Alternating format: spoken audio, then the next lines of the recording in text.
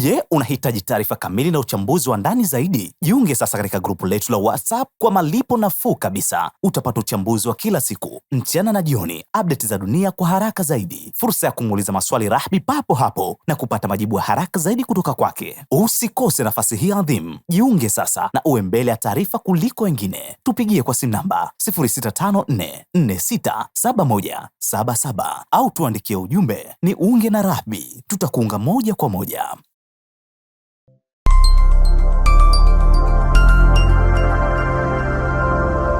Kuna mtu ananiuliza, Rahby, Irani hutaki kuizungumzia?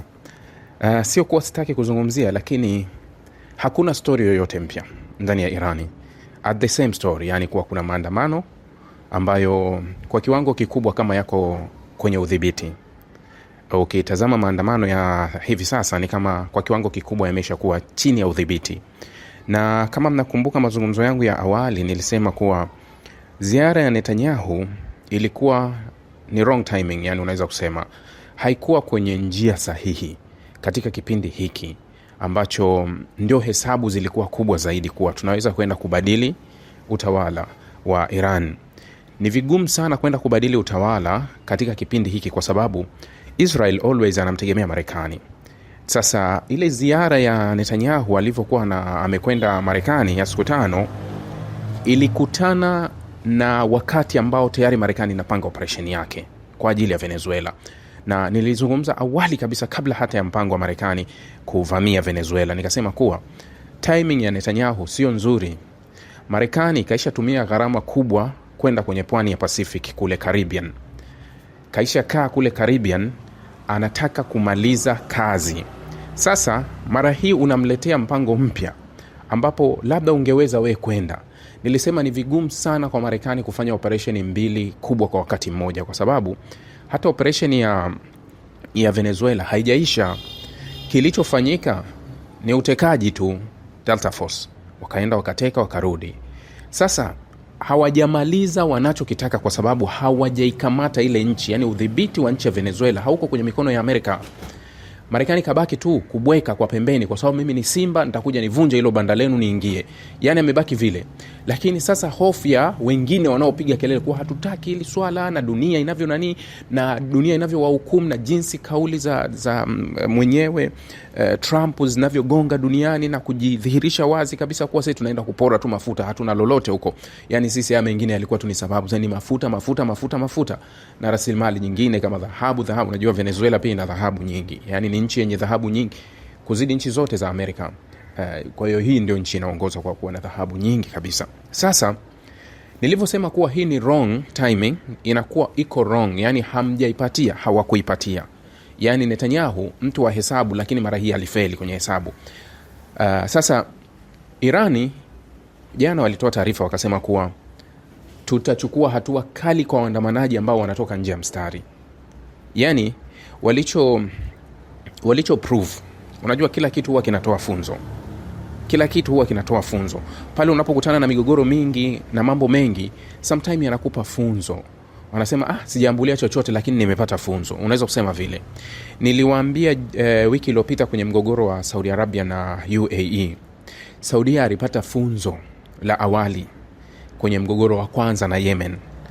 Akabadili njia za kupita kutatua matatizo hata kama atakuwa na matatizo na jirani zake. Hataki kutumia njia ya nguvu au jeshi. Anataka zaidi atumie mazungumzo, yani atumie meza. Ndio maana amekuwa against UAE kwenye mambo mengi. UAE bado anapita kwenye njia zile ambazo mara zote ni njia ngumu sana. Hakuna nchi duniani imefanikisha kutimiza malengo yake kwa hizo njia ambazo wanapitia, njia za kijeshi.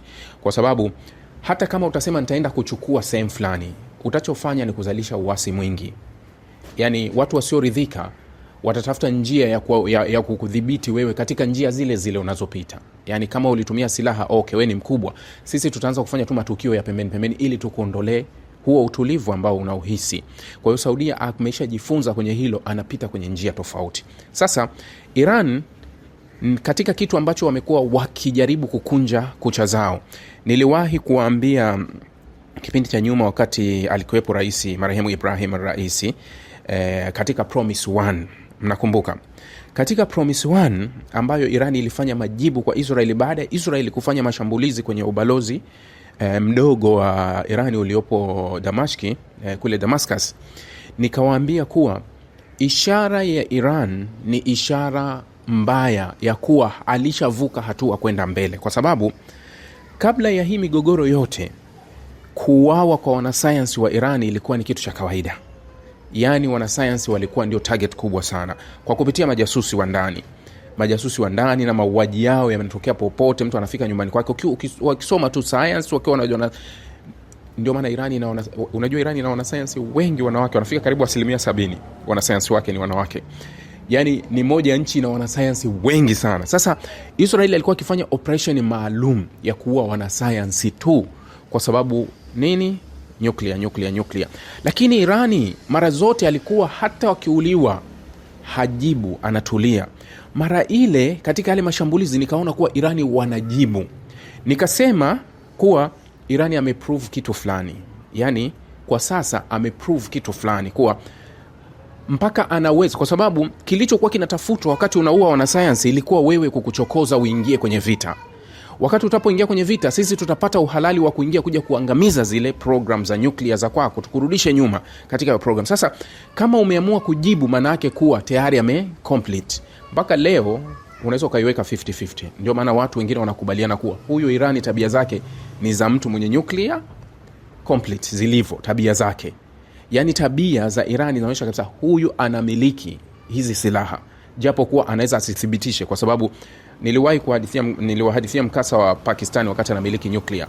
Hakukubali mpaka wa dakika za mwisho, kwa sababu kuna kitu kimoja ambacho Irani kwa uamuzi wote, iwe anamiliki nuclear au hamiliki nuclear, unaona vikwazo alivyonavyo. Hata akitangaza leo anamiliki nuclear, atapigwa sanction zaidi na zaidi na zaidi. Kwa hiyo itazidi kuleta hali ngumu zaidi. Yani akitangaza kuwa, tunamwona Korea Kaskazini anazo nuclear, hakamatiki kwa sababu ana silaha, lakini ana vikwazo kweli kweli, kaminywa na sanction kila kona. Kwa hiyo Irani, nuclear itakupa ulinzi na usalama wako, lakini haitoondoa vikwazo kwako. Ndio maana naambia Irani kuna wakati wanaweza wasiseme lolote kuhusu nuclear. Maybe wanazo hawana, lakini wanaweza wasiseme lolote, kwa sababu kusema kwao ni hatari zaidi kuliko kukaa kimya kwenye masuala ya nuclear. Yani wakisema ni hatari zaidi kwa mustakabali wa taifa lao.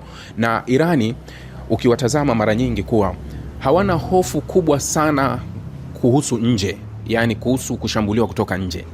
Hilo ndio maana wamekabiliana nalo kwa kiwango kikubwa, na ndio maana wametengeneza uwezo mkubwa sana wa kujihami, wa kujilinda, wa kijeshi, ambao unaweza kudhibiti, unaweza ukafanya mashambulizi, unaweza ukamjibu adui. Ndio maana adui hawezi kuwafikia, yani adui anafikiria mara tatu kuwa ni wafikieje, kwa sababu hawa wakijibu wanajibu kweli.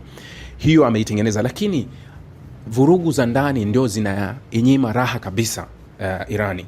Yani vurugu za ndani zinafanya alert mbaya kabisa kuwa sasa itakuwaje, yani kuzidhibiti fujo za ndani ndio Irani wanapoumiza kichwa sana. Kwa hiyo katika vyote ndio wanajaribu kukabiliana na haya maandamano katika staili ambayo wanakabiliana nayo, kuwa tusitumie nguvu kupita kiasi au tusiwe less zaidi, yani kuwa tusishuke sana na tusiende mbele sana, kwa sababu zote zina madhara.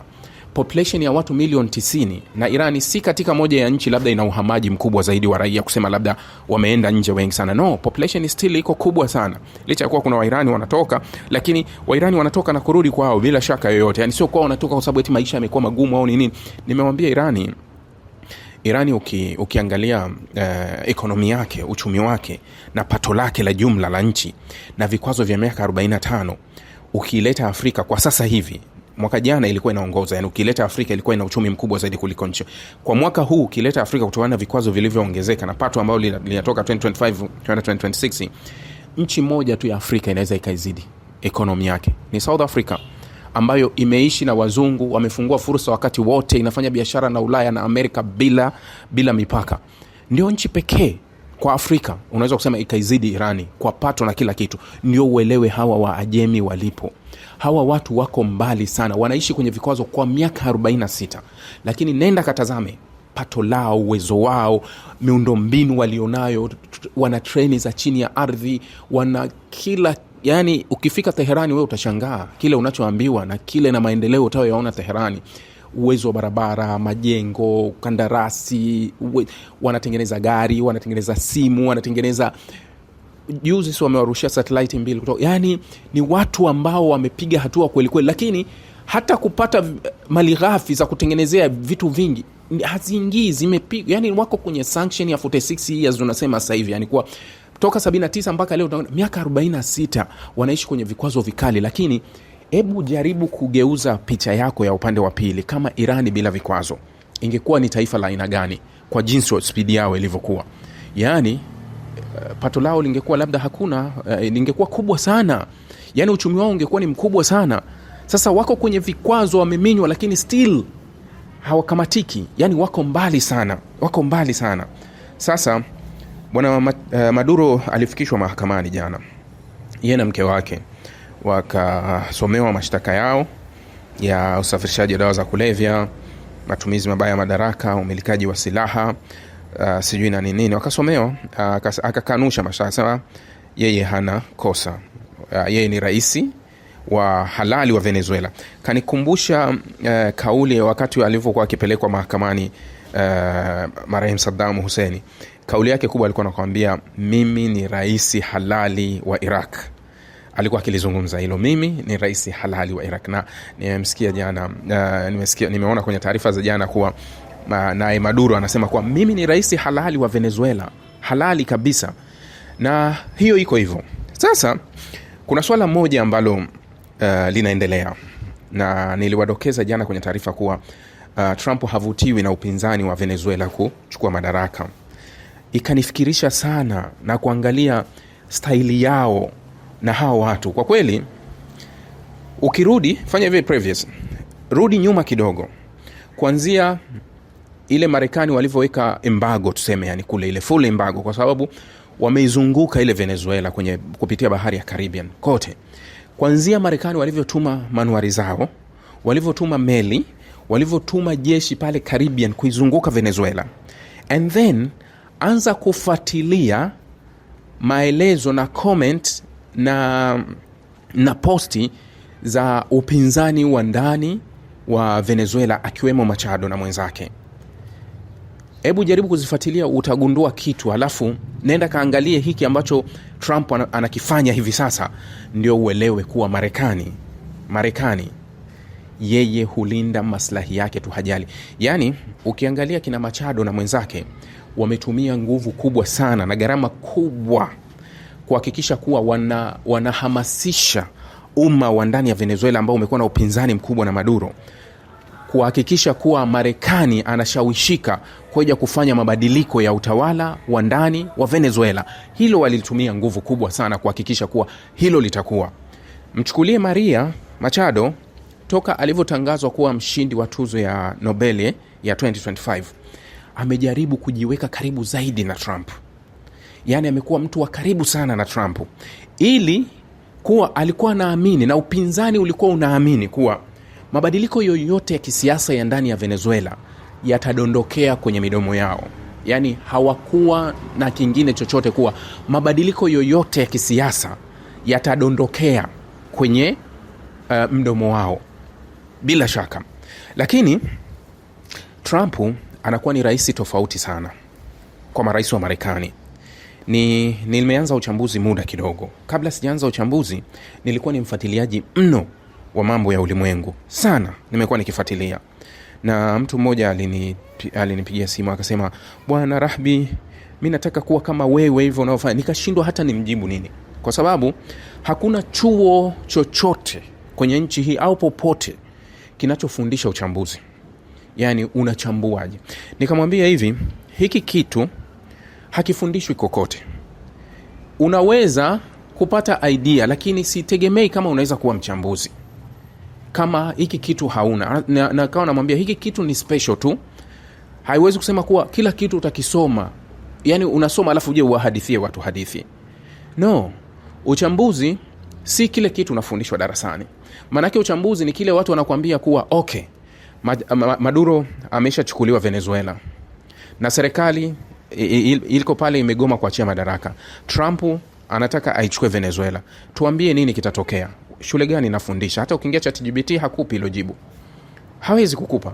Sasa hiyo unaunga dot zako kichwani, unaanza kuchukua akili yako, hii ilikuwa hivi, ilikuwa hivi, ilikuwa, unaanza kueleza with fact, unaanza kumwelezea mtu sasa kwa ushahidi kuwa hii itakuwa hivi kwa sababu hii record iko hivi na hivi na hivi na hivi na hivi na hivi na hivi. Hiyo unaweza kusema uchambuzi. Sasa Marekani inaposema Trump amekuwa tofauti sana na viongozi wengi, Trump huyu rekodi yake ni moja ya watu wasaliti wakubwa sana katika ushirikiano. Awamu yake ya kwanza wakati yuko madarakani, nashukuru tayari nilishaanza kufuatilia haya mambo, yani niko kwa muda tu hapo, nina kumbukumbu zangu vizuri, na uchambuzi huu niliufanya mwaka 2019 wakati Donald Trump alipowasaliti kikosi cha SDF kaskazini mwa Syria.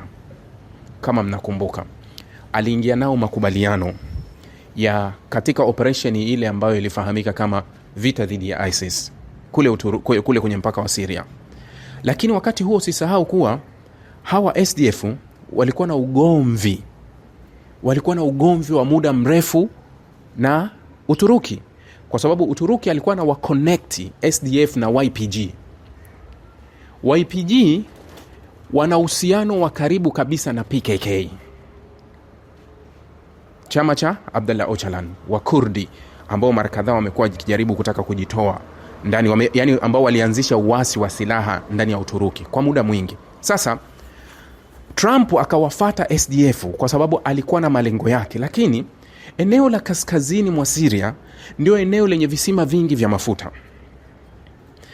Akawaambia SDF, tutawaunga mkono katika vita dhidi ya ISIS, na ndio tunakwenda kwenye vita dhidi ya ISIS. Kwa hiyo kilifanyika hivyo kuwa atawaunga mkono dhidi ya ISIS kwenye vita yao, ndio alichofanya.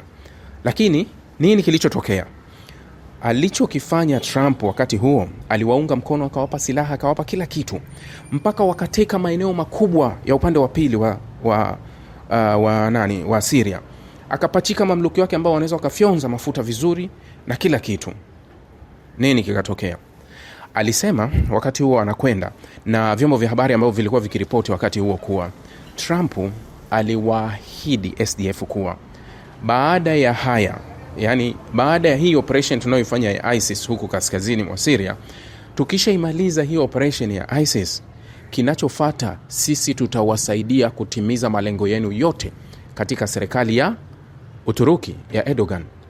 Trump alivyotimiza mambo yake, akaondoa jeshi la Marekani kaskazini. Sasa kitendo cha kuondoa jeshi kaskazini kikazua maswali mengi kweli kweli, kuwa kwa nini umeondoa kikosi ambacho kikosi pekee wakati kipo kaskazini ndio kilikuwa kama protection, yani kilikuwa ndio kama kinawalinda eneo la kaskazini Uturuki asiingie kufanya mashambulizi. Uturuki alishasema kuwa SDF wanatakiwa wakae umbali wa kilomita 30 kutoka kwenye mpaka wa Syria na Uturuki. Sasa mara hiyo walikuwa border to border. Marekani alivyoondoka, kama mnakumbuka, wakati huo video zilikuwa zinaonekana wakati vikosi vya Marekani vinaondoka, wakazi wa eneo kule walikuwa wakirusha mawe, wanapiga gari za Marekani, vioo, yani wamekerwa na usaliti ambao Trump aliwafanyia, kwa sababu aliwaahidi, wakatumia nguvu, wakafanya vurugu, wakafanya vita, wakapigana na ISIS mpaka kusema sijui ISIS wamekwisha, wao wakashika visima vya mafuta Marekani na washirika wao. Marekani akaondoa kikosi chao, kaisha timiza malengo yake. Vurugu kubwa. Alivyoondoka Trump, haikupita hata wiki, jeshi la Uturuki liliingia, liliwafagia SDF huko, waliuawa wengi kweli kweli, na likawapushi nyuma kwenda huko. Lakini huyo ni Donald Trump. Marekani, nakupa mfano mwingine wa Donald Trump tu. 2001 Marekani iliingia Afghanistan, wakapachika viongozi wao pale, kina Rohan, sijui kina Hamar Karzai na wengine katika utawala wa Afghanistan ambao walikuwa wameushikilia. Yani utawala ulikuwa unaongoza, lakini wameushikilia. Unajua utawala uko juu, wameushikilia. Wakapachika watawala. 2019 ilikuwa 2020, Donald Trump alianzisha 2019 alianzisha mazungumzo yalikuwa yanafanyika kule Doha. Mazungumzo ya moja kwa moja kati ya Marekani na Wataliban yalifanyika Doha, na ndipo Wataliban walifungua ofisi yao Doha.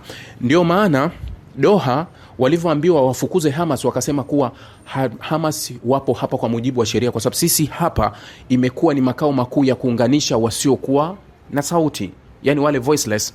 hapa ndio sehemu pekee wanapotolea sauti. Hatujaanza kuwakaribisha Hamas. Aliwajibu Israel akamwambia, hatujaanza kuwakaribisha Hamas hapa, tulishawaalika hapa. Walikuwepo wa Talibani tukasababisha kumaliza mzozo wa Afghanistani, lakini tumekuwa na mazungumzo ya kila aina kwa wapinzani wengi kuja hapa. Sasa walikuwepo pale wa Talibani na ofisi yao ilikuwepo Doha. Marekani akaanzisha mazungumzo ya moja kwa moja akiweka pembeni serikali ya Afghanistan. Aliweka pembeni serikali ya Afghanistan. Mwaka 2020 kabla ya muda kidogo Trump kuachia madaraka, Trump akasaini makubaliano ya Marekani kuondoa vikosi vyao Afghanistan. Utekelezaji ndio uliokuja kufanywa na nani? Na Joe Biden, ambapo kwenye mdahalo alikuja Trump akamlaumu Joe Biden kuwa umefanya mistake kubwa sana kuondoa askari wetu. Yani Biden hakuwa na ule uwezo wa kuzungumza, lakini aliyepika mbona ni yeye. Aliyesaini makubaliano ya askari wa Marekani waweze kuondoka Afghanistan alikuwa ni yeye mwenyewe Donald Trump, wala hakuwa Joe Biden alivyokuwa. Sasa 2020 alisaini yale makubaliano. Nini kilichofuatia? Mnakumbuka kilichofuatia ni kudondoka kwa serikali ya Afghanistan. Marekani alijali? Hakwenda. Huyu ni Donald Trump mwenye hizo tabia. Hizi ni tabia zake za kuwa akiamua kukugeuka na kugeuka. Sasa rudi Venezuela. Machado na mwenzake wametumia nguvu kubwa kweli kuhakikisha kuwa wanatimiza lengo la raia wa kawaida wa Venezuela kuiunga mkono Marekani katika operation yake. Alivyonyakuliwa Maduro, unajua ile inakuja kichwani kuwa sasa zamu yangu. Haikuwa hivyo. Tayari taarifa ambayo CIA wanayo na wamempelekea Donald Trump kuwa Machado hafai wala mwenzake hafai. Hatuwezi kushirikiana nao wala hawawezi kushika madaraka ya Venezuela. Lakini kwa sababu gani? Wanasema hawakubaliki na jeshi. Hawakubaliki kwenye mnyororo wa ndani. Hawana ushawishi wa ndani. Hawakubaliki. Lakini alert ya Marekani inafyonza inasema kuwa Delcy Rodriguez na wale maafisa na baadhi ya viongozi walio kwenye serikali ya Maduro bado wao wana connection na jeshi. Yani wana connection na umma. Kwa hiyo tunaweza tukafanya nao kazi katika kipindi ambacho tutakubaliana nao katika mabadiliko. Maana yake tayari Delcy, niliwasomea taarifa ya jana kuwa alikuwa amewaalika Marekani, njoo tuzungumze. Tayari ishara inakuja kuwa tena Machado na ile tuzo yake ya Nobel na mwenzake ni dump, wameshatumika. Hivi ndivyo Marekani alivyo. Hebu naweza nikamuunga mkono kwa hilo. Simungi mkono siju kusema labda kwa usaliti wake nani, no. Naunga mkono kwa hili kwa sababu kama Marekani anataka afikie mafuta ya Venezuela, anahitaji utulivu wa Venezuela ili aweze kufanya biashara yake sawa. Wakati kampuni kubwa ya gesi ya Ufaransa, nadhani ilikuwa ni Total inayochimba gesi hapa Msumbiji, imewekeza mabilioni ya dola, gesi nyingi sana iko hapo. Kulivovurugika hapa, walifunga Total, wakaondoka. Kwa sababu walikuwa kwenye mchakato wa awali, mashambulizi yalikuwa mengi, walikuwa hawajaanza kutoa gesi, walifunga. Sasa utafanyaje biashara katika eneo ambalo labda watu wako wanashambuliwa sana, wahudumu wako wanashambuliwa? Huwezi. Sasa unahitaji utulivu. Machado na mwenzake si watu ambao wana damu ya kijeshi ya Venezuela, yani hawana connection na jeshi la Venezuela. Kwa hiyo chaguo ni lipi? Chaguo ni Delcy Rodriguez.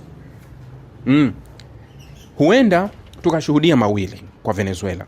Ima Marekani wafanye invasion, ile ground invasion, yani uvamizi wa ardhini, ambapo naweza nikaweka ni 15% Marekani kufanya hilo. Yani ni mdogo sana.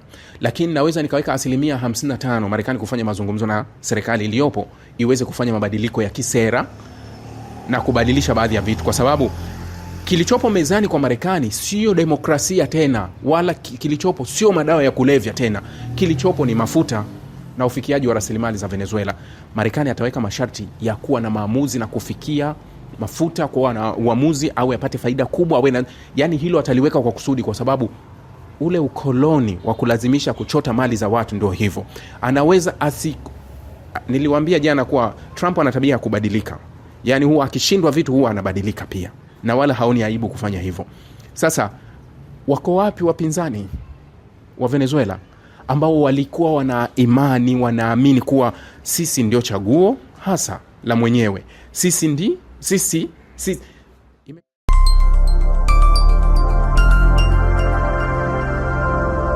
DSB Digital, haki na ukweli.